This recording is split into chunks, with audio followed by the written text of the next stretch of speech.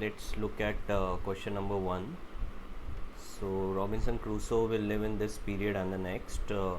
As the only inhabitant of his island, completely isolated from the rest of the world, his income is a crop of 100 coconuts that he harvests at the beginning of each period. So his income is equals to 100. Okay, so we have his income as 100. Coconuts not consumed in the current period spoil at the rate of 20% per period. Crusoe's preference over consumption in period C1 and period 2 C2 is given by utility function min of 5 C1 comma 6 C2.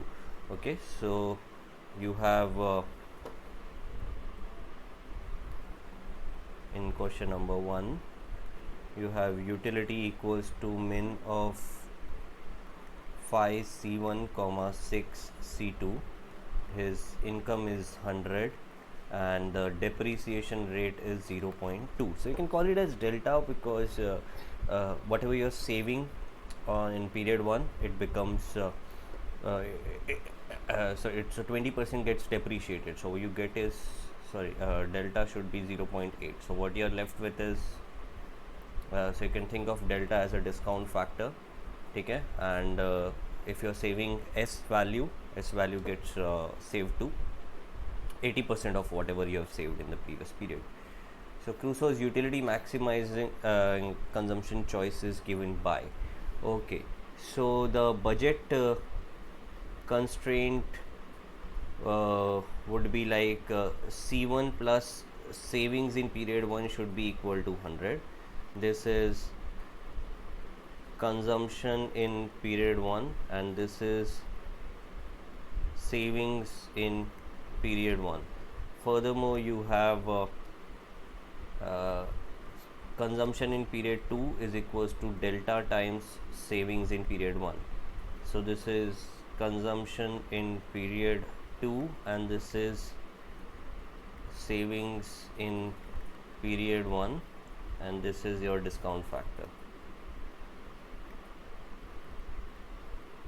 Okay, so using this knowledge I can write the budget constraint as consumption in period 1 plus C2 upon consumption in period 2 upon delta is equals to 100.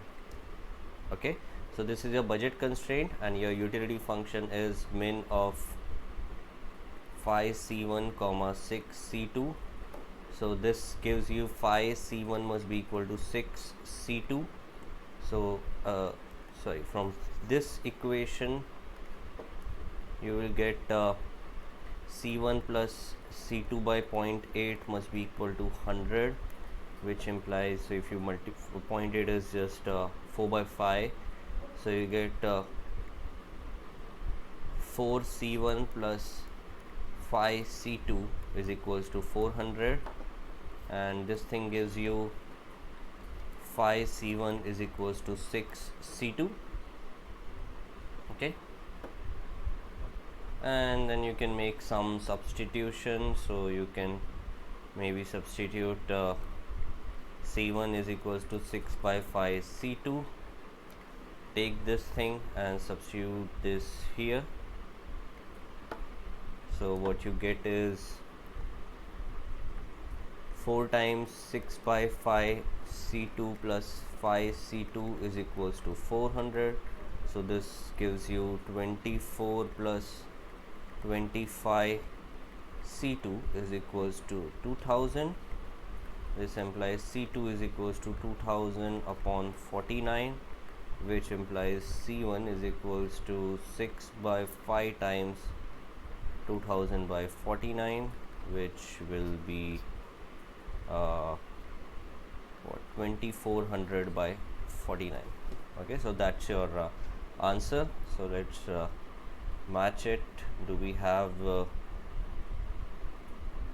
these answers? We don't have them, so the answer is going to be D, that is none of the above.